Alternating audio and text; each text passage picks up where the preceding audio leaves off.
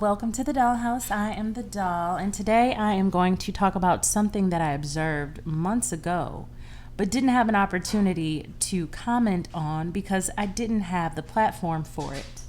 Thanks to Exoticals United for really creating this lane and really inspiring me to go forward with this channel. So, months ago, a show called College Hill aired and featured two reality stars. Well, one is a reality star, Joseline Hernandez, and the other is very famous for being a model and most famous for being Kanye West's girlfriend and muse. I would say that she was an inspiration behind 808 and Heartbreak, and also My Beautiful Dark Twisted Fantasy. So anyhow, they're both on this show, and Joseline Hernandez is very problematic on every show that she's on, and she was problematic on this show, talking about Amber Rose and how she doesn't want to be black. How Amber Rose has a problem, and her problem is that she just wants to be a white girl. I'm going to play the video that is available for you, and then we will discuss it. If you feel like I singled you out, I apologize. I didn't mean to do that. I appreciate that. I consider you a black person like myself. A lot of people do that to me. They're like, okay, she's Spanish, she's not black. Joseline, stop identifying me. Let me identify myself and then let you know what that is. When you say, like, the whiteys, and then you turn around and look at me. It's a joke. You was just there. I just seen you. I just turn around and look at that. Stop being so sensitive because you and I are very cool. So for you to do Yeah, but that, it's not about being sensitive, but you are being Joseline. sensitive. No, but if you're But not black. a mixture. You're not white, though. You're black. My father is white, though. Okay, but to me, your mother's But your that's mother's not black. about you. It's about but me. It is about me when I feel like saying what the fuck I want to say. You can't check me on that. And if you go and check me, then check me. Okay. I checked you. I'm checking you now. But you're not, because I don't give a fuck about how you feel. I don't give a fuck either then, because I can say the same thing about you. I don't consider you a white person. So that's the thing. But it's not about what you consider. That's the whole You mix like point. me. You know what's your problem? Your problem is that you really want to be a white girl. Let's just get down to the point. Joseline. No, Professor. Let's get down to the point. Joseline. Your problem is that you really don't even want to be black. She's conflicted with her blackness. See, when I was growing up, I chose to be black.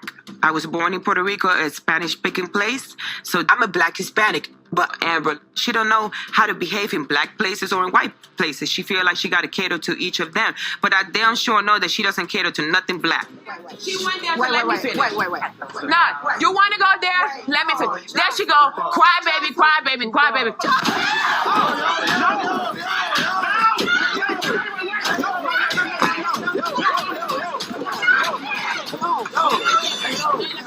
All right, so that was the hot ghetto mess. That was that episode of College Hill.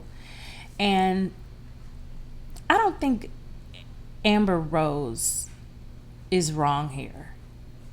She has the right to identify with her cultures, both white and Cape Verdean, and whatever else might be mixed in there. If you look at her mother, you can see very clearly that she is not an African, West African looking woman. She might be African, born in Africa, but she certainly has some European mixture. And Joseline feels like, she chose to be black, and it's the kind of virtue signaling that goes wrong, because she feels like being black is identified with some sort of struggle, and whiteness is, again, being pedestalized. And Amber is wrong for owning that part of herself, because she has a drop of blackness in her, so she needs to identify with that blackness and that struggle, that lower ranking ethnicity that humbles her. She wants to humble her with the one drop rule. And that's really crazy. And because, again, it's just an example of putting whiteness on a pedestal. Like, what's the problem with her claiming her white heritage and identifying with it more than she identifies with her black heritage? Nothing. There's nothing wrong with it. The only reason that it's wrong in the eyes of anyone is because they're racist. And, you know, white people in the past were racist for one dropping the descendants of American slave holders. And Joseline Hernandez is wrong for one dropping Amber Rose. And she just feels, I sense, very strongly jealous of Amber for being able to not only have the racial ambiguity, but the cultural and speech social flexibility to go from one culture to the next. You know, that ambiguity. Whereas Joseline has a strong Puerto Rican accent, and for many, many years, she used her Puerto Rican-ness to other herself. She called herself the Puerto Rican princess, not the black Spanish-speaking princess. She definitely took advantage of her otherness for many, many years. And she's mad at Amber Rose for doing the exact same thing because Amber Rose does it better. So I believe in her cocaine-filled rage, she had a rant expecting Amber Rose to be a soft, demure, light-skinned, quote-unquote, white girl and to go and cry about it. But Amber Rose decided she was going to throw those hands on that day. And Joseline Hernandez almost got slapped back to the strip club, from what it looked like to me. I don't know. And Joseline, you know, in her coke-induced rages, she can come up out of that chair and she may have beat Amber Rose up. But I bet she didn't expect that from Amber that day.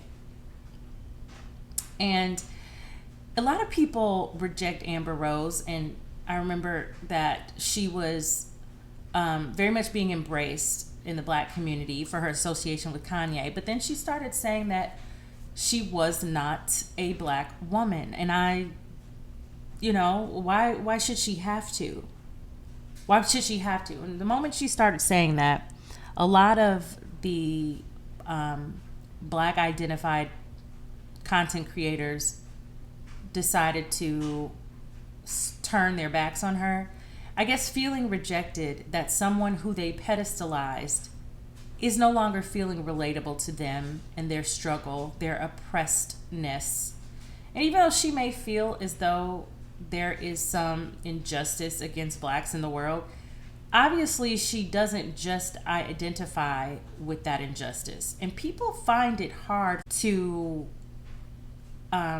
move past a lot of that oppression talk and embracing oppression or embracing, you know, being on the bottom, or embracing that whiteness is superior. Like, it's not superior. There's nothing about it that should be celebrated or pedestalized. It's just a racial, it's really a construct of, you know, society's growth throughout the millennia.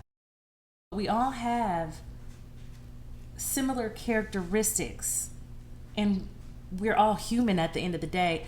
And yes, white people may be winning in the competition for resources. They may be leading, but it doesn't mean that we could not lead. We can't lead. It doesn't mean that we can't elevate society. It doesn't mean that we haven't had cultures that were world leaders. Certainly during those times, other ethnicities may have felt oppressed by the, you know, Mansa Musas of the world. But